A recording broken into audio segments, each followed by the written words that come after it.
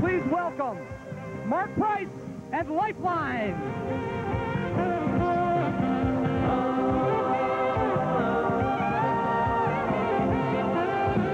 You know we gotta be steadfast, unshakable, not looking to the left or the right. Steadfast, immovable, we're standing on his power and might. Life for Mark Price is certainly one that's in tune, hitting all the notes in the right order. His religion, his family, and then basketball. The 6-foot guard for the Cleveland Cavaliers is a rarity in the land of the giants called the NBA. He is the son of a coach.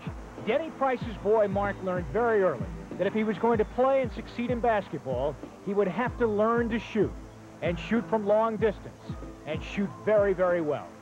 In college, Price rewrote the scoring records at Georgia Tech, and they thought he was a legend enough so to retire his number.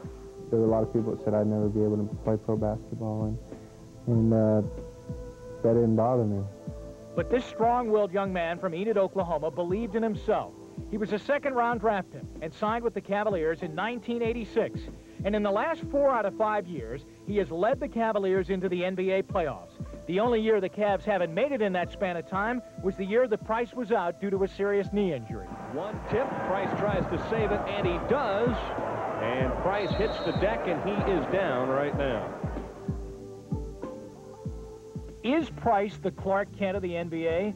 Mild-mannered Christian gentleman who turns into a fierce competitor at point guard once he dons the Cavs blue and orange? Off the court, he and wife Laura are parents to a very precious 3-year-old Brittany and 1-month-old Carolyn. Underneath those choir boy looks lies a very diversified man. What drives this virtuoso basketball player to reach for the high notes, both on and off the court? I recently sat down with him to find out. Mark, this has been, aside from the sore thumb, a very exciting time, I would think, for you, because you've really burst onto the scene, and I think everybody in Cleveland knew what kind of player you were. But I think a three-point shooting contest really has almost thrown you right into the spotlight. That's really amazing that a contest like that has put you really into the national limelight, but it really has. Yeah, it's kind of funny, really. You know, before that, I think people around the league, teams, and of course people in Cleveland, but nationally, the Cavs don't seem to get the publicity a lot of other teams get. And all of a sudden, me winning that three-point shootout contest brought a lot of attention to not only myself, but the Cavs as well. Now, let's deal with the national attention, and that has brought up a lot around here. Does NBC show the Cavs enough? Probably around here the answer is no, certainly not enough. And yet, you almost have to wait to the playoffs until really the Cavs seem to get the due, national-wise, that the attention that they deserve. Does that bother you at all, that the team doesn't seem to get the spotlight that it deserves? And has it hurt you, you know, in your own career? I think, in some ways, yes. You know, I think everybody, you know, you want to be appreciated for being a good team and this and that, but at the same time, we got a lot of guys that, you know, extra attention isn't that important to us. I mean, myself, personally, you know, I kind of take it or leave it, you know what I mean? It's nice if it's there. If it's not, well, you know, that's okay too. We just feel like when the time is right that we'll get the kind of attention we deserve. I mean, on the other side, as you mentioned, you pay a price for that national attention too. A little less time to yourself.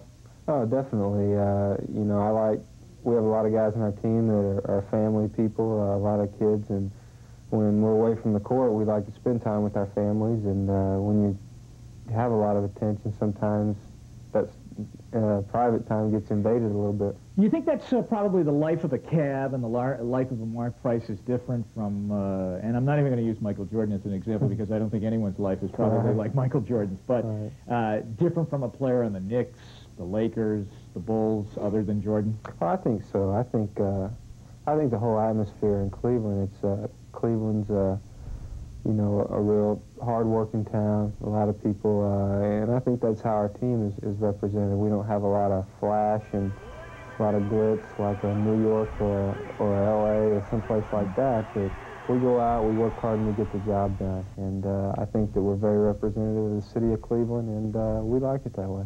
Mark Price almost was a Dallas Maverick, right?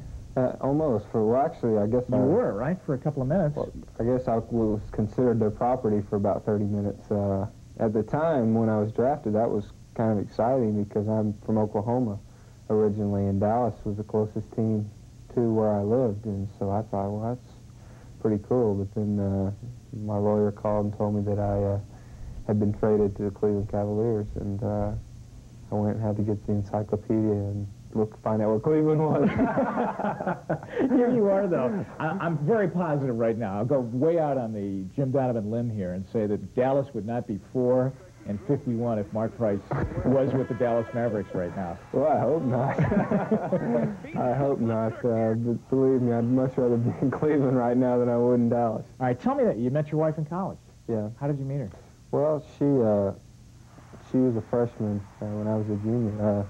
Thing a lot of people don't realize is Georgia Tech years back used to be an all-men's school, and so now it's still the ratio is pretty much like 4-to-1 guys to girls, and so you know it's makes dating strange. The girls have a good time. Yes, as many dates as they want to, but the guys are always scuffling for position, I guess there, but.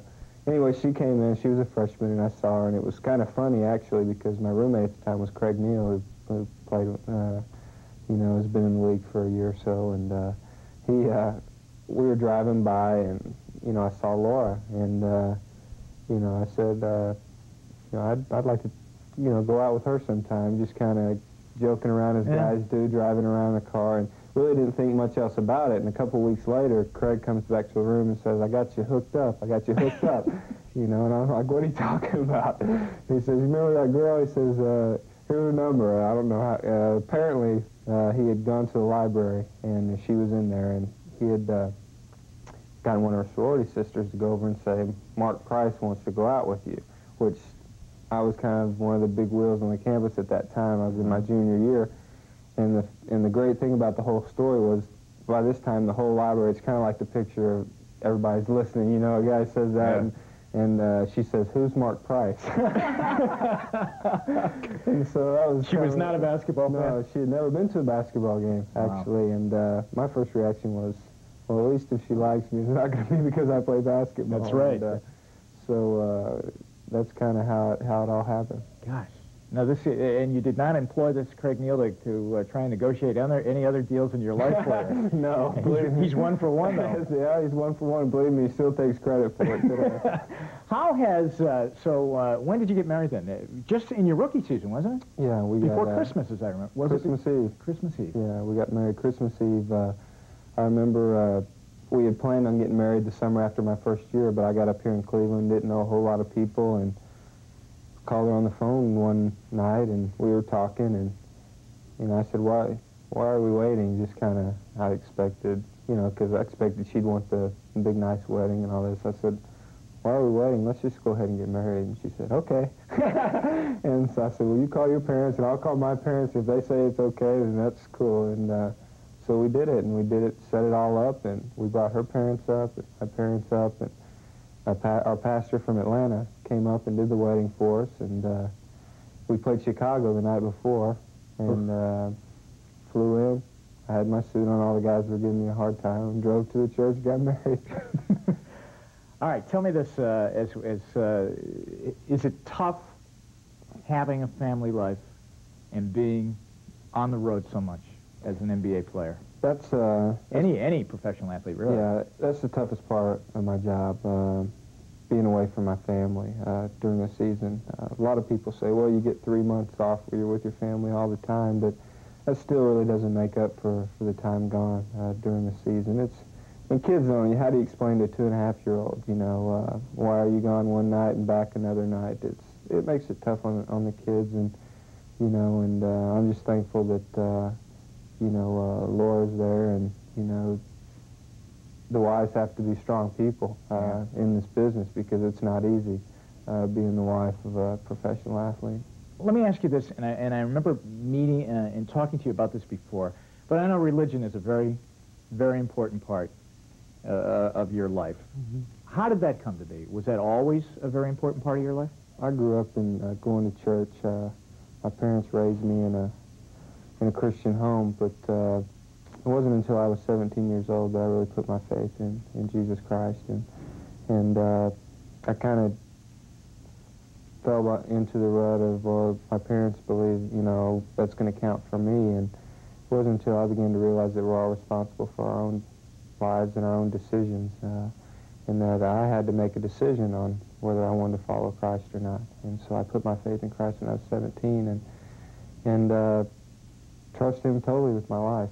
He's my first priority.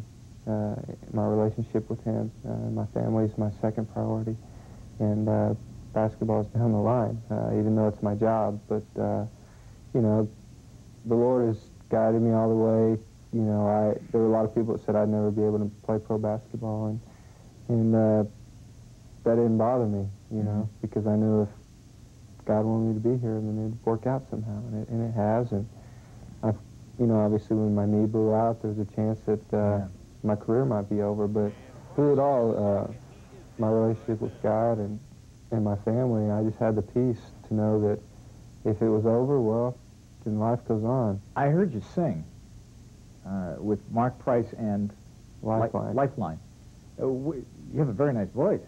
Well, I also grew up singing Southern gospel music with my family growing up, but as I went to college, I got with a couple of guys there and kept singing. I just enjoy singing. Not only is it something that gets me away from basketball, relaxes me somewhat, but at the same time, it's another avenue that I can share my faith with people. Now that you know, go on and talk about it. And now that you know, don't be afraid to shout it. Celebrate the world, those great things He has done. Talking about a faith the strongest. I'm talking about a change that He's made. Now that you know, let it show. Now that you know.